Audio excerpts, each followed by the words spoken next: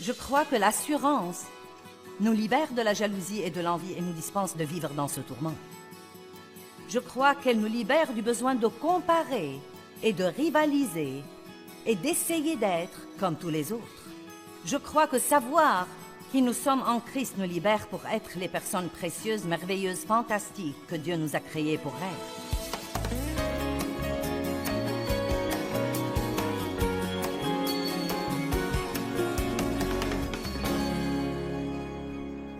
Dieu a un plan individuel pour la vie de chacun de nous, et s'il a voulu que Pierre souffre et qu'il soit crucifié à l'envers, et s'il a voulu que Jean vive peut-être 20 ou 25 ans de plus après la mort de Pierre, il dit « Pierre, ça ne te regarde pas. Mon plan pour toi est bon pour toi, et mon plan pour lui est bon pour lui. » Et nous devons arrêter de jalouser ce qu'ont tous les autres ou la façon dont Dieu s'y prend avec eux et apprendre que Dieu a un plan pour nous. Amen. La Bible dit « La jalousie et l'envie rongent les os ». Proverbe 14, 30. Vous savez quoi? Vous entendez l'expression « rongé par la jalousie ». Et c'est une expression mondaine, mais elle est si vraie.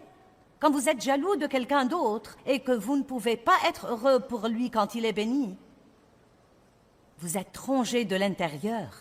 Et vous savez, il y a des moments où je vois quelqu'un d'autre, peut-être même quelqu'un dans le ministère qui a plus de succès que moi sur un certain plan. Je ne vais pas dire que je n'ai pas ce sentiment parfois, mais je le combats. Je ne vais pas avoir ce poison dans ma vie. Et vous savez comment je le combats? Dieu, je te remercie pour l'avoir béni. Je suis contente que tu l'aies béni. Je ne serai peut-être pas contente à ce moment-là, mais le diable ne le saura pas. Je te remercie pour l'avoir béni. Je te remercie pour l'avoir aidé. Et Dieu, je sais, vous devez parler à haute voix. Répondez au diable. Vous devez dire, je te remercie Dieu parce que tu as un plan pour moi et parce que mon jour viendra. Je n'aurai peut-être pas exactement ce qu'il a, mais tu as quelque chose pour moi. Et quand ça viendra, il sera aussi bon que ce que quelqu'un d'autre a. Arrêtez de rester là à ne rien faire et de laisser le diable régner.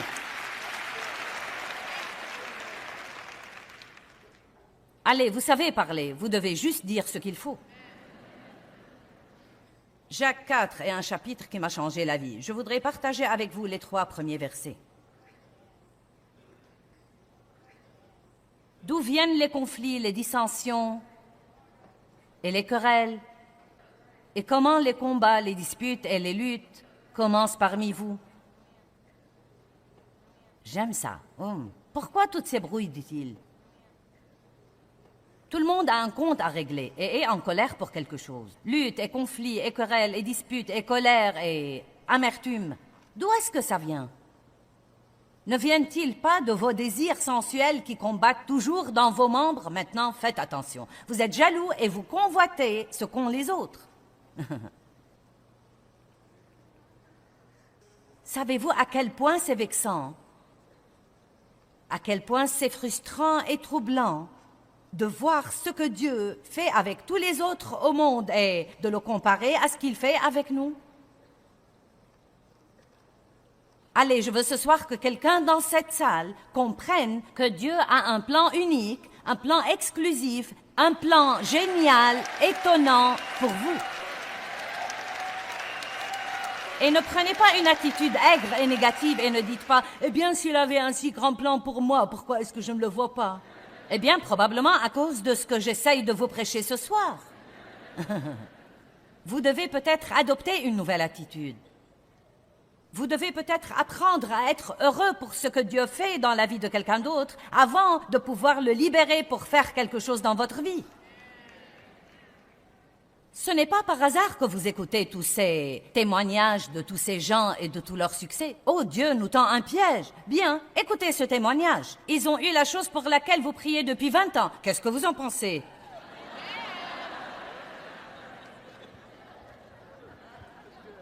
Oh, eh bien, Dieu ne ferait pas ça. Si, il le ferait. Tant de choses dans la vie sont un test. Et après avoir passé le test, notre récompense viendra. Ne jalousez jamais ce que quelqu'un d'autre a. Le passage dit ensuite, vous savez, que tous ces conflits Et ces histoires et ces querelles sont à cause des trucs que vous voulez et que vous ne savez pas avoir. Donc vous voyez quelqu'un qui a ce que vous voulez et vous l'enviez, et vous pouvez même commencer à le détester. Et c'est pareil à un meurtre en ce qui concerne vos cœurs. De belles paroles qui m'ont changé la vie. C'est ce que dit la Bible. Vous n'avez pas parce que vous ne demandez pas. Et vous savez ce que j'ai appris de ça? Ne jalousez jamais quelqu'un d'autre. Demandez à Dieu ce que vous voulez. Puis fiez-vous à lui pour vous le donner de la bonne façon et au bon moment.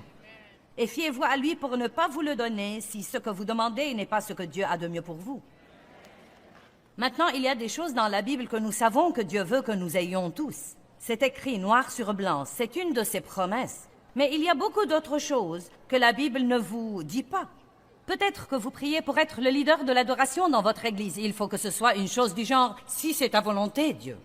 Et si vous croyez que cette jalousie n'est que dans le monde, vous avez tout à fait tort. Nous apportons nos bagages avec nous à l'église et nous nous asseyons avec semaine après semaine.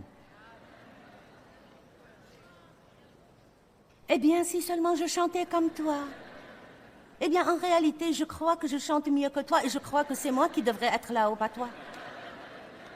Je me rappelle quand je donnais mon étude de Bible à 20 personnes à la maison et je faisais ça depuis 5 ans et j'avais une si grande vision et j'en avais assez de ce qu'elle soit petite.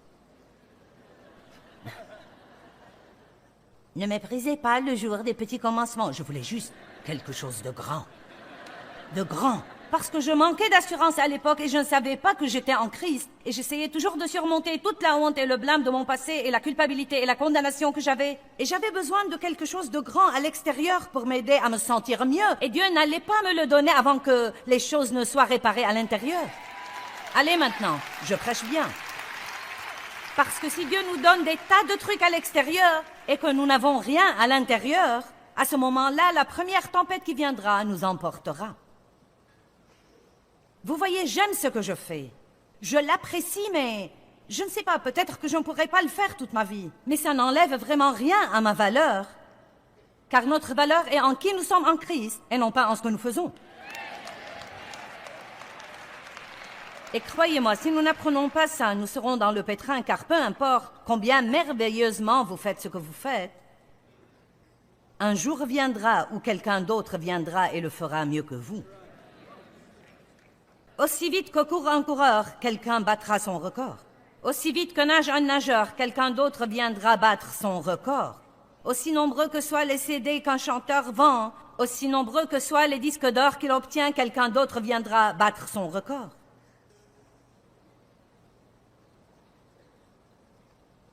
Nous devons apprendre à suivre les saisons de Dieu dans notre vie et comprendre que nous sommes tout aussi précieux en toute saison.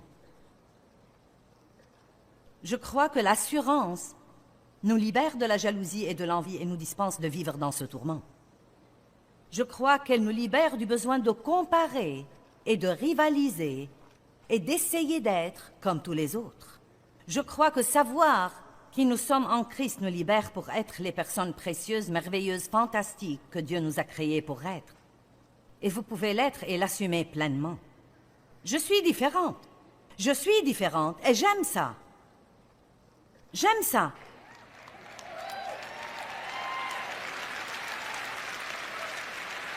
Je croyais que j'étais bizarre, maintenant je sais que je suis unique. L'unique a une valeur.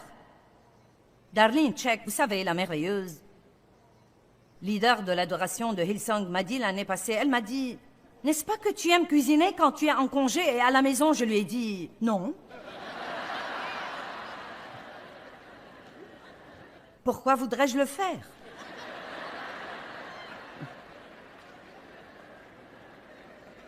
Eh bien, vous savez, Darlene aime vraiment tout ça et donc, parfois, nous ne comprenons pas pourquoi les gens n'aiment pas ce que nous aimons. Et parfois, si je ne sais pas qui je suis en Christ, je peux me sentir sous pression. Parce que je ne suis pas la parfaite femme de maison. Je peux lutter avec un démon pour vous, mais ne me demandez pas de faire un petit. Parce que ça ne marchera pas. Amen. Je me souviens que j'ai essayé de chanter et d'apprendre à jouer de la guitare parce que je connaissais un autre pasteur qui savait non seulement prêcher, mais encore chanter et jouer de la guitare. Eh bien, le problème était que j'ai presque échoué en musique. je ne savais pas jouer de la guitare. Je sais jouer un peu de l'harmonica, mais pas trop bien.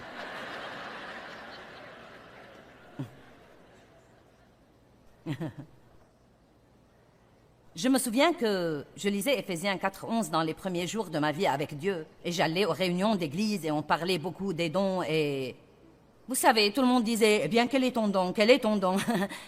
Est-ce que quelqu'un d'entre vous se souvient de cette époque-là? Non, mais il y avait même des réunions tout entières pour essayer de trouver quel était votre don spirituel. Non, mais je suis sûre que ça a de la valeur, mais vous savez, je n'ai pas encore trouvé ce que je suis. Je voyage et on me dit, eh bien, qu'aimerais-tu qu'on t'appelle, révérende, évêque, apôtre? Je leur dis, appelez-moi Joyce. Vous savez? C'est ce que je suis. Mais je me souviens que j'étais angoissée quand je regardais les 5 dons des ministres cités dans Éphésiens.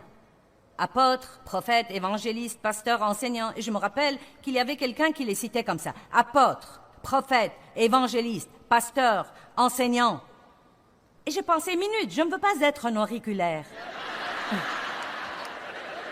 Je vous dis la vérité. Je voulais être un pouce, je ne voulais pas.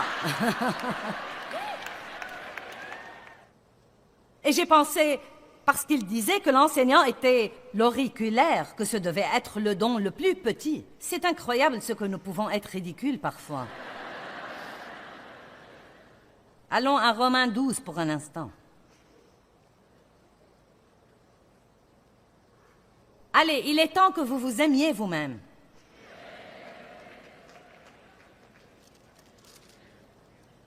Romains 12 dit en fait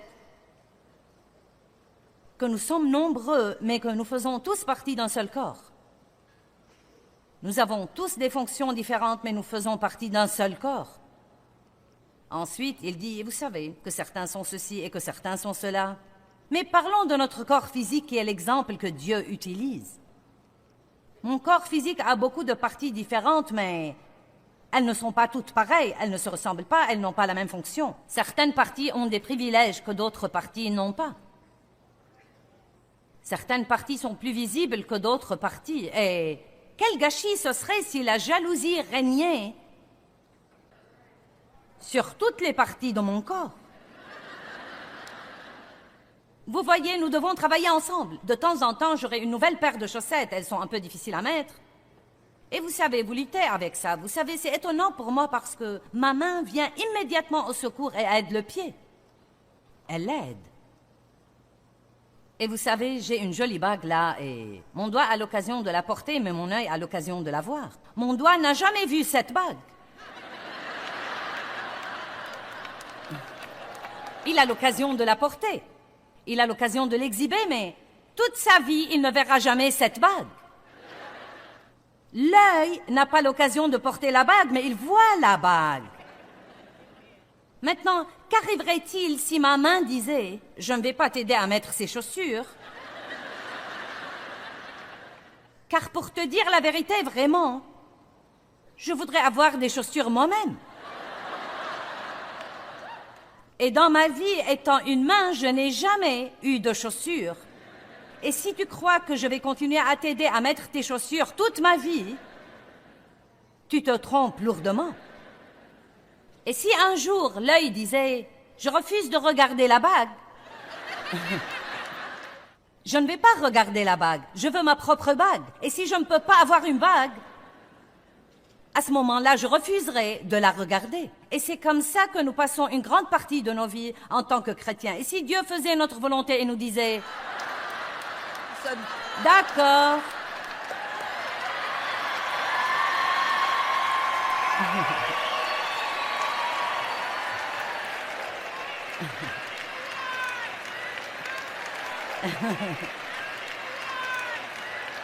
Et vous savez quoi, je crois que la moitié du temps,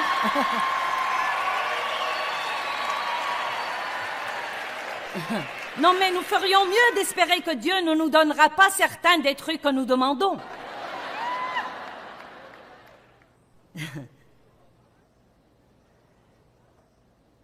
C'est de quoi nous avons l'air comme chrétiens parfois. Nous portons nos chaussures dans nos mains et nos bijoux autour des yeux. Mais Dieu soit loué, nous avons eu ce que nous voulions. Mais le problème est que maintenant j'ai mes bijoux sur mes yeux et je ne peux pas voir où je vais. Donc je rentre dans les trucs, je fais mal aux gens. Je crois que l'assurance nous libère de tout ça. Je ne suis pas obligée d'avoir ce que vous avez, je peux être heureuse sans cela. Je ne suis pas obligée de faire ce que vous faites. Vous n'êtes même pas obligé de m'aimer pour que je sois heureuse, car ma joie n'est pas basée sur ce que vous pensez de moi, elle est basée sur qui je suis en Christ. Je peux faire un pas de foi et essayer de faire quelque chose et échouer, et cependant être heureuse et sûre de moi, car ma confiance n'est pas dans ma réussite, dans tout ce que j'essaye de faire. Je peux manquer Dieu, je peux croire que j'ai entendu de Dieu et carrément manquer Dieu, mais cela n'amoindrit pas qui je suis en Christ. Je ne suis pas obligée d'être prudente, je peux vivre audacieusement, je peux vivre agressivement. Et les gens qui font ça finiront par faire de grandes choses pour Dieu. Ils feront peut-être quelques bêtises de temps en temps, mais vraiment, vous ne pouvez pas conduire une voiture garée. Vous devez mettre la voiture en prise et commencer à vous déplacer. Même si vous avez un accident ou deux, vous devez vous déplacer. Ouh, je suis heureuse ce soir.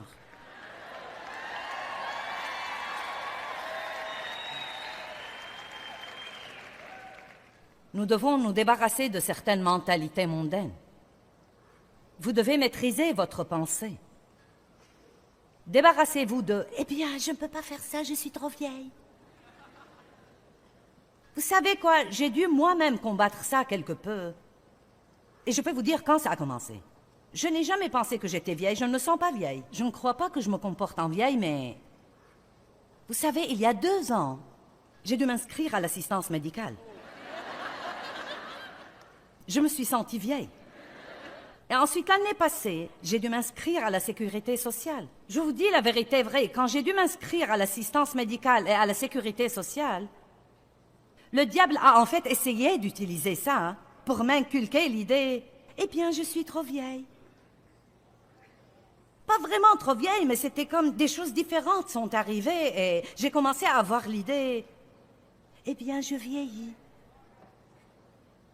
Et vous savez quoi? Si vous commencez à penser vieux, tout le reste dans votre vie fera de même. Vous commencerez à vous habiller vieux. Vous pouvez aller... Allez maintenant. Vous pouvez aller dans un grand magasin chic et voir où commence la collection pour vieux.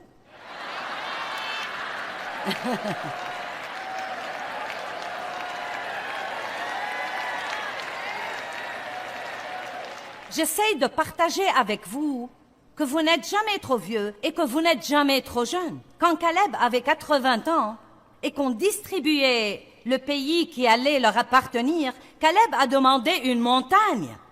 Il a dit « Donnez-moi une montagne ». Moïse avait 80 ans, je crois, quand Dieu l'a appelé pour faire sortir les Israélites dans le désert et les mener à 80 ans. Une dame m'a dit il y a quelques semaines, elle m'a dit... Quand j'avais 75 ans, Dieu m'a appelé à aller en Afrique pour lui bâtir un orphelinat.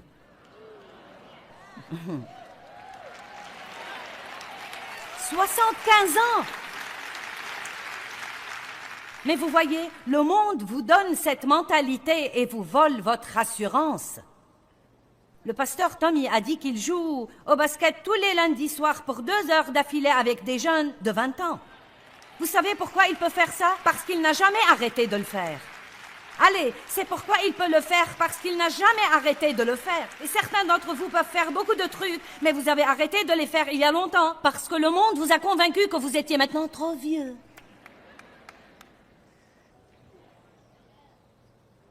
Vous n'êtes jamais trop jeune, pas si Dieu voit. Timothée était jeune, 17 ans, je crois. Et Paul a dû continuer à l'encourager quand il avait peur et qu'il manquait d'assurance. Jérémie était jeune.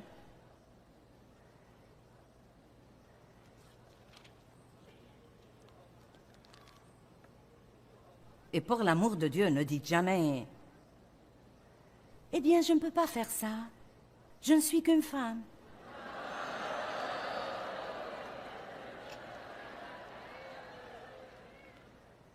Et cette mentalité est ancrée dans la pensée.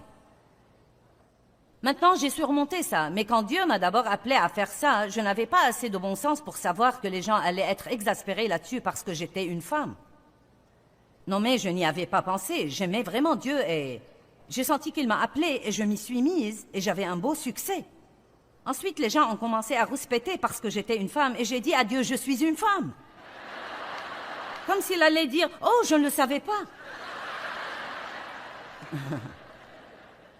Je me souviens que notre pasteur nous a arrêtés à Dave et moi à la porte à la sortie de l'église et il a regardé mon mari et lui a dit, frère, c'est toi qui devrais donner cette étude de Bible chez toi et non pas ta femme.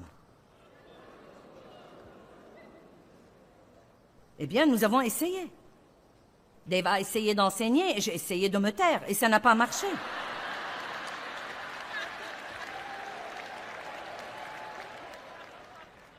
Et vous savez, les gens veulent toujours savoir, eh bien, que pense Dave de ce que tu sois dans la position où tu es et que lui, il soit un peu dans les coulisses à l'arrière. Dave Meyer est juste où il veut être. Et il en est heureux parce qu'il n'essaye pas, en fait, d'être ce qu'il n'est pas. Nous ne rivalisons pas. Il a un rôle, j'ai un rôle, et bien que ce ne soit pas le rôle normal sur lequel le monde se modèlerait, c'est cependant le rôle de Dieu et ça marche.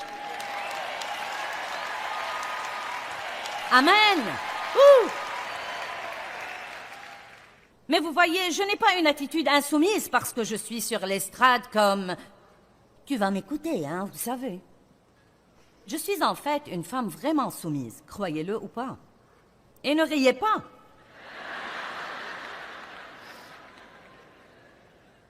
Vous savez, les femmes sont étonnantes. Étonnantes. Nous avons des bébés. Nous sommes étonnantes. Une femme a donné naissance au Sauveur. Les femmes étaient les dernières à la croix et les premières à la tombe. La Bible dit que Marie s'est levée tôt. Et que quand Jésus lui est apparu, elle a dû revenir sortir les garçons du lit. Maintenant, les mecs, je vous aime, mais c'est un fait. Les femmes étaient les dernières à la croix et les premières à la tombe.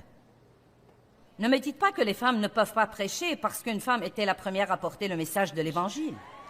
Vous dites, oh, Jésus a dit à Marie, va et dis à mes disciples, il a ressuscité.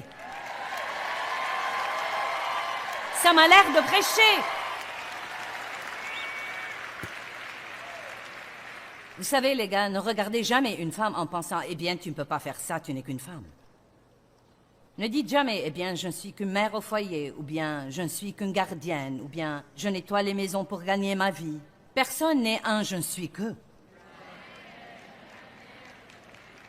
Nous sommes tous doués et appelés dans différents domaines et nous devons être fiers de tout ce que Dieu nous a appelés à faire. Indépendamment de ce que le monde en pense, vous devez être fiers de ce que Dieu vous a appelé à faire. Peu importe si le monde croit que c'est la plus petite chose qui soit, vous devez être fiers de ce que Dieu vous a appelé à faire.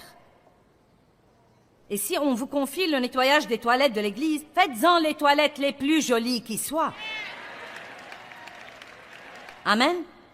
Bien, vous allez aimer ça. Laissez-moi vraiment vous dire comment sont les femmes. La maman et le papa regardaient la télé et la maman a dit « Je suis fatiguée, je crois que je vais aller me coucher. » Donc, elle est allée à la cuisine pour faire les sandwichs pour le déjeuner du lendemain matin. Et elle a sorti la viande du congélateur pour le dîner du lendemain. Elle a vérifié les niveaux des boîtes de céréales, rempli le conteneur du sucre, mis des bols sur la table. Elle a préparé la cafetière pour le lendemain matin. Elle a ensuite mis des vêtements humides dans le séchoir, le linge dans la machine à laver, elle a repassé une chemise. Elle a ramassé un jeu laissé sur la table, remis l'annuaire du téléphone dans le tiroir. Elle a arrosé les plantes, vidé la corbeille à papier, étendu une serviette à sécher. Elle a bâillé, elle s'est étirée, elle a dit « Je vais me coucher ». Elle s'est arrêtée par le bureau, a écrit une note au prof, compté de l'argent pour une sortie scolaire, retiré un manuel de dessous une chaise et l'a remis à sa place. Elle a signé une carte d'anniversaire pour une amie, a mis l'adresse sur une enveloppe, écrit une liste pour le supermarché et a mis les deux près de son sac. La maman a ensuite nettoyé son visage et mis la crème hydratante. Elle s'est ensuite brossé les dents. Elle s'est coupé les ongles. Le mari a appelé et a dit « J'ai cru que tu allais te coucher. »« J'arrive, dit-elle. » Elle a mis de l'eau dans le bol du chien, a mis le chat dehors, ensuite elle s'est assurée que les portes étaient fermées. Elle est passée voir chacun de ses enfants, a allumé une lampe de chevet, a suspendu une chemise, a jeté quelques chaussettes sales dans le panier à linge et a parlé avec un de ses enfants qui faisait toujours ses devoirs. Dans sa chambre, elle a réglé le réveil, préparé les vêtements pour le lendemain matin et elle a ajouté 3 choses à sa liste de choses à faire le lendemain. Pendant ce temps, le mari a éteint la télé et a dit à personne en particulier « Je vais me coucher » et il l'a fait.